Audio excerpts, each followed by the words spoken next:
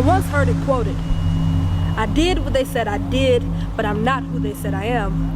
What a theory. The mystery of how our feelings give definition to actions that still can't define us. Though memories rewind us back, invisible scars draw the lines between guilt and facts, I still find it quite difficult to narrow in on the exact answer to this question. Who am I? Janisha Marie Chantel Grinston. They're just words. Sometimes shortened due to the amount of syllables, but in the physical, who am I? Young, black, 24 is what my ID reads. But if that's all you're looking at, then that's all you see. But inwardly, even after I introduce myself and state where I'm from and what I do, what is it in me that makes me feel as if I don't even measure up to the thought of what I'm trying to sell you? I don't know if it's insecurity or false humility. Either way, my accolades still don't capture me. My love for God may be a start, but even after I start afresh after hearing a timely message, my deceitful, selfish heart teaches me another lesson. Even though my reverence for God may be present, my love for myself is still more evident. I guess I can't even get it right where it counts. And I know that for myself, even when it's not evident. Am I who I was that one time when I could go like 6 days in a row without sinning? Praying to stay strong, but it felt a lot like pretending. Though I changed my ways, some days I felt like I couldn't escape the bad habits that I wanted so desperately to break. But why try to shake off a way that I was seemingly made? Or am I who I was that day I shut out everything and had to pray, knowing I couldn't remain in the bed I made, shifted by conviction, accepting that regardless of how comfortable it was, I could never stay, knowing that this must not have been how I was made. But that's just it. Is the question how we're made, or how experiments and experiences shaped us into who we are today? Is the problem naturally me, or what I turn to find relief? Is this who I am on my best day, or what I fall to when I'm weak, which is my identity?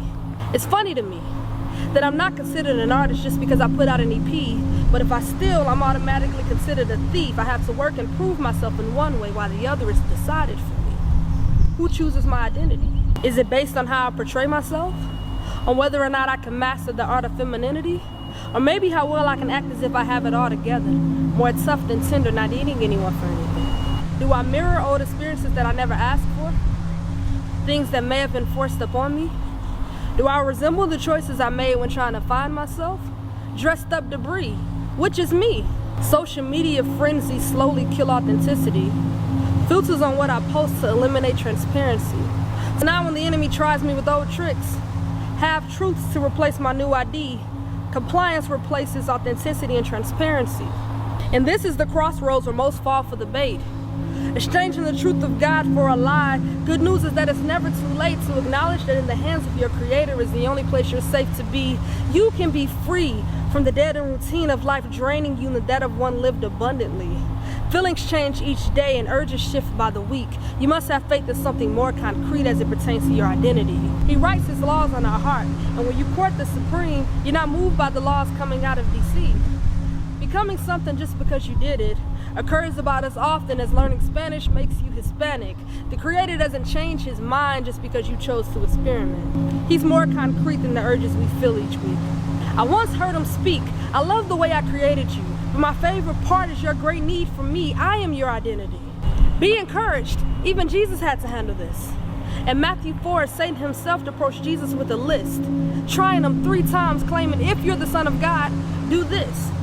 But even in his weakest times, Christ perceived that though the enemy was truly threatened by his capabilities, that he could only deceive him if he first poked holes in his identity. "If you are the Son of God," quickly turned to, "bow down and worship me."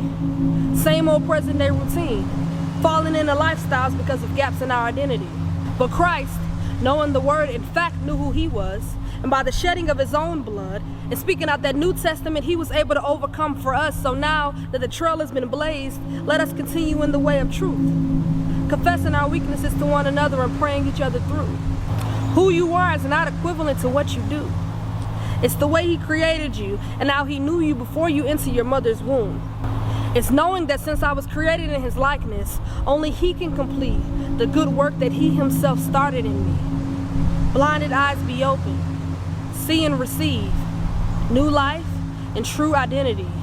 Blinded eyes be open, see and receive new life, and true identity. Man, that took 30 minutes. That's it?